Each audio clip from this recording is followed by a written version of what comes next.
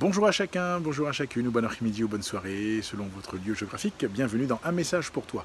Nous sommes très heureux de nous retrouver et dans cette journée, nous lirons ensemble dans Ésaïe au chapitre 2, verset 22, Ésaïe 2, 22. Et pour permettre à ceux et celles qui se connectent d'être avec nous, je propose que nous marquions une très courte pause dans quelques secondes et nous nous retrouvons juste après. A tout de suite.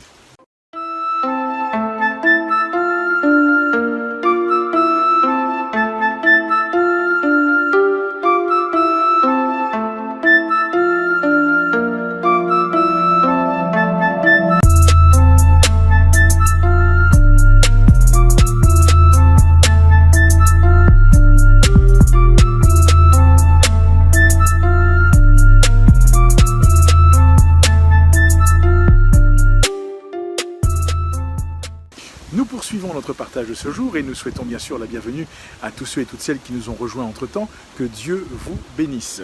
Nous lisons aujourd'hui, comme cela est annoncé dans Ésaïe chapitre 2, verset 22, la Bible dit ceci « Cessez de vous confier en l'homme, dans les narines duquel il n'y a qu'un souffle, car de quelle valeur est-il » Cessez de vous confier dans l'homme. Le peuple d'Israël traverse un moment difficile de son histoire et Dieu interpelle ce peuple et le prophète Ésaïe va interpeller ce peuple de la part de Dieu et Dieu lui dit « Cesse de te confier dans l'homme, dans les narines duquel il n'y a qu'un souffle, car de quelle valeur est-il » Voyez-vous, le souffle que nous avons, ce souffle de vie que nous avons, il peut partir très vite.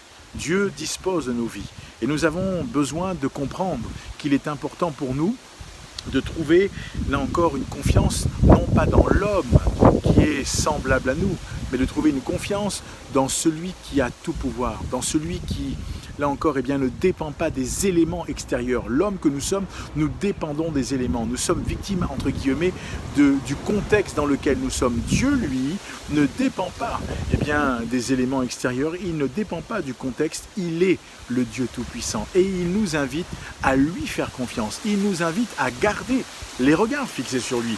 C'est la raison pour laquelle nous avons raison de mettre notre confiance en lui. Et nous comprenons bien ce que l'homme de Dieu veut dire ici. Il appelle le peuple d'Israël, à cesser de se confier dans l'homme et dans tout ce qui pourrait paraître, entre guillemets, secours humain. Parce que le secours de l'homme, dit la Bible, n'est que vanité. Alors nous avons besoin, vous comme moi, d'être de ceux et celles qui lèvent les yeux un peu plus haut, qui regardent un peu plus haut, qui fixent leur regard et qui accordent leur confiance non pas à, là encore, à quelqu'un qui, dans la bouche, dans les narines duquel il n'y a qu'un souffle, et qui, de quelle valeur est-il, dit la Bible.